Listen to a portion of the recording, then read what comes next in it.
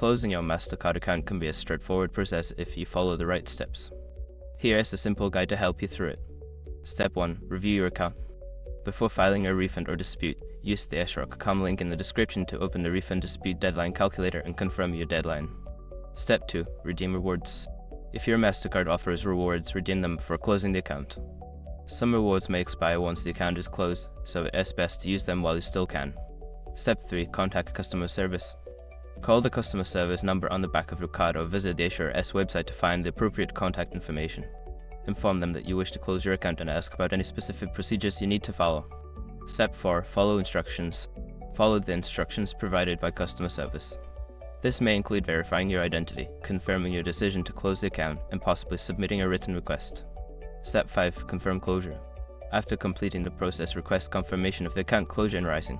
Keep this documentation for your records in case of any future discrepancies. Closing your Mastercard account can be done efficiently by following these steps. Make sure to keep track of your account status until you receive confirmation of the closure.